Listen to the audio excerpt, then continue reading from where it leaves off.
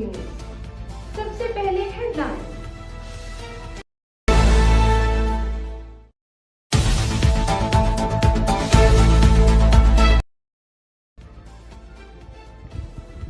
BRICS ममालिक को 10% इजाफी tariff की धमकी पर चीन की मुखालफत। तर्जमान चीनी वजारत खारजा कहना है टैरिफ को दूसरों पर दबाव डालने के हथियार के तौर पर इस्तेमाल करने की मुखालफत करते हैं।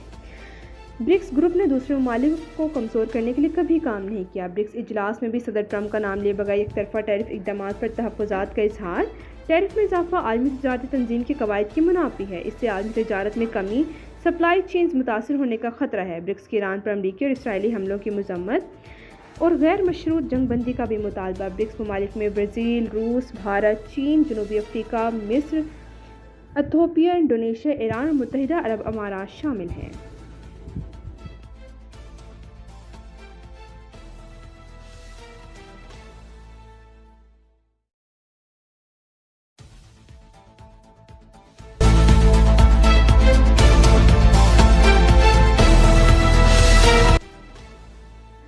आसिम मुनीर का कहना है कि भारत ऑपरेशन सिंदूर के दौरान अपने मुकर्रर करदा फौजी अहदाफ हासिल करने में नाकाम रहा। ऑपरेशन सिंदूर में नाकामी की गैर मंतकी तरजीहात पेश करना भारत की ऑपरेशनल तैयारी और स्ट्रेटेजिक दूरअंदेशी की कमी को साबित करता है। डिफेंस यूनिवर्सिटी इस्लामाबाद में खिताब करते फील्ड मार्शल ने कहा, भारत के बेबुनियाद बयानात का मकसद खित्ते में फर्जी नेट सिक्योरिटी प्रोवाइडर के खुद साख्ता रोल की नाकामी कोशिश है। मीडिया बयानात, दरामदशुदा फैंसी जंगी सामान या सियासी नारों से जंगें नहीं जीती जाती, बल्कि पेशा वराना काबिलियत और ऑपरेशनल शफाफियत के जरिए जीती जाती हैं। भारत पाकिस्तान की दहाइयों पर मबनी हिकमत अमली और मजबूत अदारों की बुनियाद पर कामयाबी को तस्लीम करने से गुरेजा है। फौजी, इक़्तिसादी मराकज़ और बंदरगाहों को निशाना बनाने की किसी भी कोशिश का शदीद और सोच से बढ़कर ज़्यादा सख्त जवाब दिया जाएगा।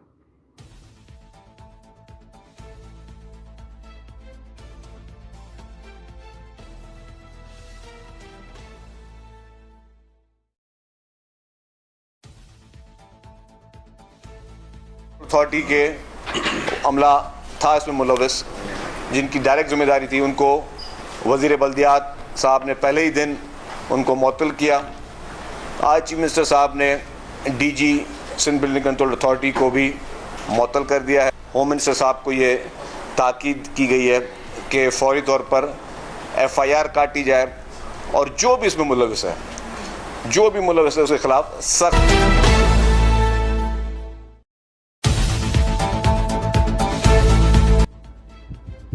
कराची में 5 मंजिला इमारत गिरने के हादसे पर DG Sindh building control authority को ओहदे से हटा दिया गया।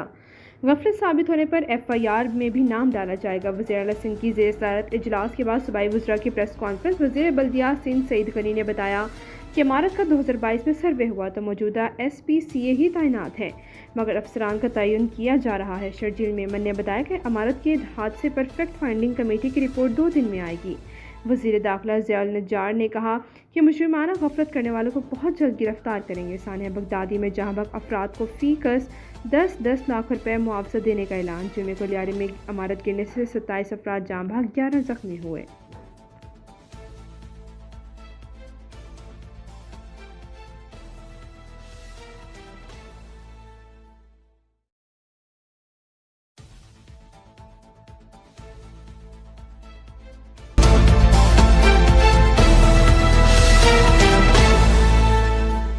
इमारत गिरने के बाद मकीनों को 4 रोज़ बाद भी मुतबादल रिहाइश नहीं दी गई। खाली कराए गए अतराफ की इमारतों के मकीन भी परेशान। रिहाइश ना मिली लेकिन सामान उठाने की इजाज़त दे दी गई।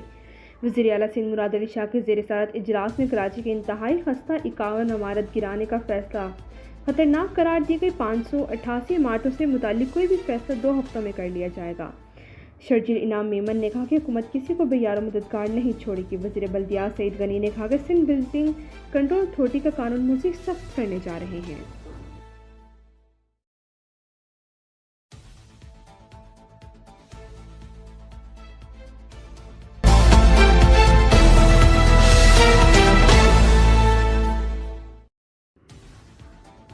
शहबाज शरीफ की हिदायत पर FBR में आर्टिफिशियल इंटेलिजेंस पर मबनी कस्टम स्कैनिंग सिस्टम मुतारिफ करा दिया गया। आला सतह के इजलास के दौरान वज़ीर-ए-आज़म को हुक्काम की जानिब से ब्रीफिंग दी गई कि इम्पोर्ट एक्सपोर्ट के दौरान लागत और नौयत का तखमीना AI और रोबोट्स करेंगे।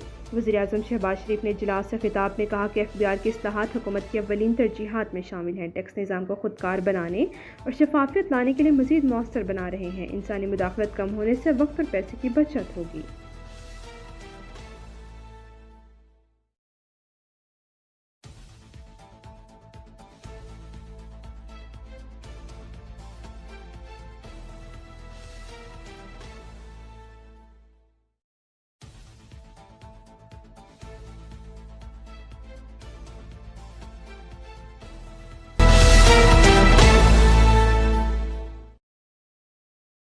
हमास के साथ डील हो सकती है, अमेरिकी सदर डोनाल्ड ट्रंप का बयान। आज व्हाइट हाउस में इस्राईली वज़ीर-ए-आज़म नेतन्याहू सदर ट्रंप से मुलाकात करेंगे। ट्रंप कहते हैं नेतन्याहू से ईरान के साथ मुस्तकिल डील पर काम करने पर बातचीत करेंगे। मीडिया से गुफ्तगू में अमरीकी ब्रिक्स ममालिक को भी खबरदार किया कि जो मुल्क भी ब्रिक्स की अमरीका मुखालिफ पॉलिसियों पर चलेगा इस पर इजाफी 10% टैरिफ लगाया जाएगा। अमरीका मुखालिफ पॉलिसी का साथ देने के मामले पर किसी मुल्क को छूट नहीं मिलेगी। आज ये मुख्तलिफ ममालिक और तैयारी से मुतल्लिक खतूत अरसाल करने का ऐलान।